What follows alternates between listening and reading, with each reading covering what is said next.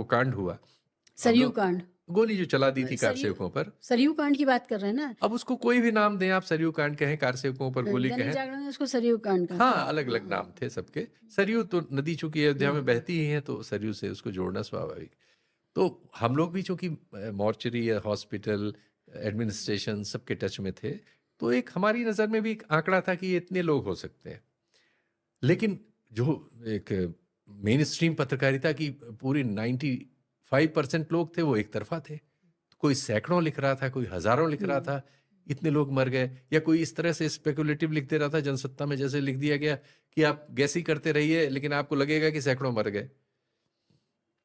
अब हम लोगों के लिए अजीब समस्या थी कि ऐसा हमें तो नहीं लग रहा था कि ऐसा हुआ है या इतनी बड़ी संख्या है।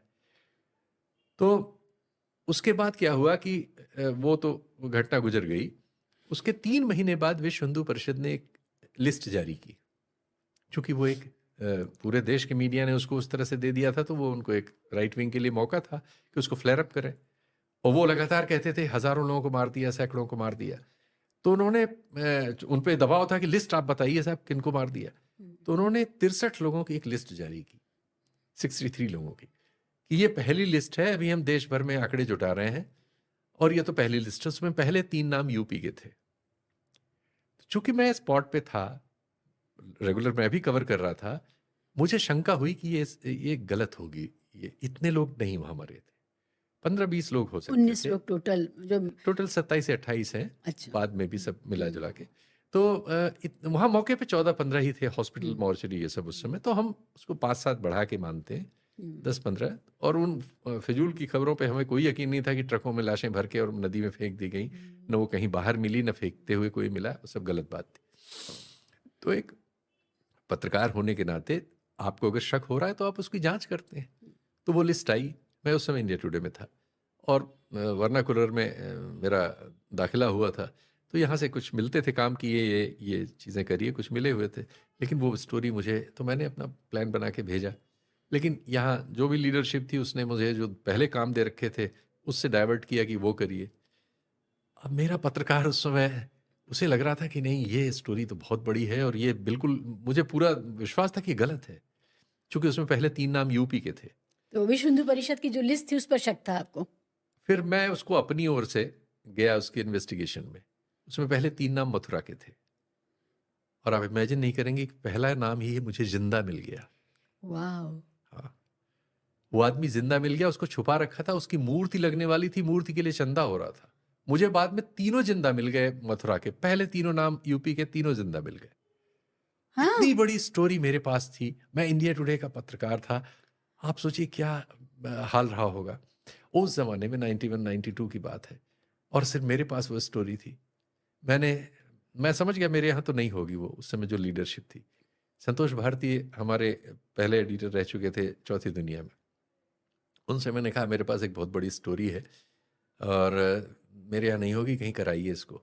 तो एक न्यूज़ ट्रैक नाम का कैप्सूल आता था, यस याद है? यस आई रिमेम्बर हाँ, कैसेट। कैसेट आता था। तो न्यूज़ ट्रैक में मधु त्रैहन का जी था वो। जी जी जी। तो उन्होंने कहा कि मैं मधु से कहता हूँ, वो कर लेंगी, वो ज़रूर करेंगी उनके लिए संतोष स्टोरी। भारती तब कहाँ थे वो? नहीं, एमपी हो गए थे, अच्छा वो अच्छा। जनता दल के एमपी थे। तो उन्होंने फ़ोन कर दिया, मैं वहाँ गया। उन्होंने अपनी कैमरा टीम भेजी। मैंने तो कभी विजुअल उसके पहले किया नहीं था, हाथ से रिपोर्ट लिख के फैक्स करने वाले रिपोर्टर थे। वो गए, हम लोग उसको जिंदा शूट किया उसी जगह जहाँ उसकी मूर्ति लगने वाली थी, और लेके हम लोग आए। ये है कोई स्टोरी? ये आए, वो स्टोरी ब्लॉक हो गई, चुनाव होने वाले थे, वो स्टोरी आई नहीं। इसके बाद मैंने बीबीसी को फैक्स किया, जसविंदर था तब जिंदा। वो फोन पे मेरी उससे बात हुई, लेकिन लगा नहीं कि वो कर रहा है या नहीं कर रहा है। अब मैं उसको लेके, आप सोचिए मेरे जैसा रिपोर्टर जो, जिसका छोटा सा 8-10 साल का कैरियर रहा हो, उसके हाथ में ऐसी स्टोरी लग गई हो, कितना उस समय और मेरे ऑफिस से मुझे फोन हो रहा है, कहाँ हो, गायब हो। हफ्तों हो गए थे मुझे ये सब सर्च करते हुए।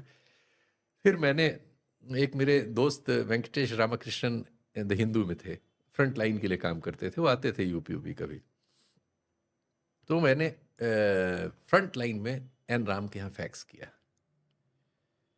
एन राम ने वेंकटेश को कहा कि ये कौन यूपी से कोई फैक्स कर रहा है, कह रहा है इंडिया टुडे में है, और क्या जो जैसे भी कहा हो, उनके आपस में क्या संवाद हुआ मुझे नहीं मालूम।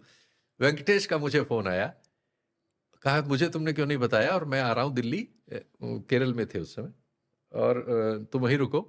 वो दिल्ली आए, हम लोगों ने रात में द हिंदू के ऑफिस में बैठे, द हिंदू के पास वहाँ 2 कमरे भी थे आईएनएस में, और वेंकटेश ने कहा कि मुझे तो राम ने कहा कि जाके चेक कर लेना, रीचेक, पता नहीं ये सब इतना बड़ा, इतनी बड़ी बात वो कह रहा है, मुझे यकीन नहीं है कि ऐसी गलती विश्व हिंदू परिषद करेगा। लेकिन वेंकटेश ने, मुझे जानता था वो, उसने कहा कुछ नहीं, आई आई नो। और हम लोगों ने रात में बैठ के खाना वाना खाया, जो पत्रकारिता में हम लोगों का शगल था वो सब एंजॉय किया, और रात में हम लोगों ने उसे ड्राफ्ट किया। मुझे अंग्रेजी उस तरह से लिखना नहीं आता था, उसी ने ड्राफ्ट उसी ने किया, when the dead came back, जब मुर्दे वापस लौटे। ओह, और ये स्टोरी आई सा फ्रंट लाइन में, और फिर फ्रंट लाइन के बाद तो फिर मतलब एशिया में सब जगह आई, पाकिस्तान में आई, बीबीसी में आई, यहाँ उस समय वो विनोद मेहता थे, उनके अखबार में आई, और पायनियर में। ज्योति ने, हाँ, और उन्होंने क्या नाम हिंदी में नई दुनिया में रामशरण जोशी जी ने इसको करके कर दिया, तो उनके ऑफिस पे आरएसएस वालों ने हमला कर दिया था, इंदौर में या कहाँ, ये सब हुआ। रामशरण जोशी जी इसकी जी। कभी कभी चर्चा करते हैं। तो वो लाइफ की स्टोरी हुई, और मैंने इंडिया टुडे छोड़ दिया फिर।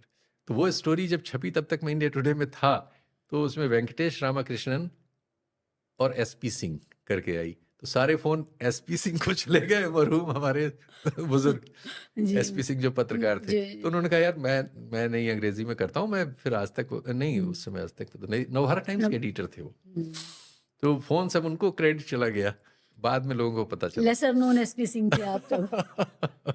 जी, तो जिंदगी की वो एक ऐसी स्टोरी है जिस पे मुझे ये विश्व मजा हिंदू आता है। परिषद वाले हमेशा के झुट्टे हैं। अब भाई हमने तो पकड़ा है एक बार, और उस स्टोरी को कहीं से काउंटर नहीं कर पाए लोग, एक लाइन का भी कॉन्ट्रडिक्शन नहीं आया आज तक। और वो स्टोरी, द फ्रंट लाइन ने अपने 25 साल के उसमें स्टोरी ऑफ द ईयर का उसको वाह! अवार्ड दिया। ज़बरदस्त। यही है, जिंदगी में कभी कभी कोई चीज़ ऐसी होती है जो आपको खुशी देती है, तो अपने काम से उस पूरे दौरान जो 30-40 साल 35 साल का है, उसमें वो स्टोरी है जो खुशी देती है।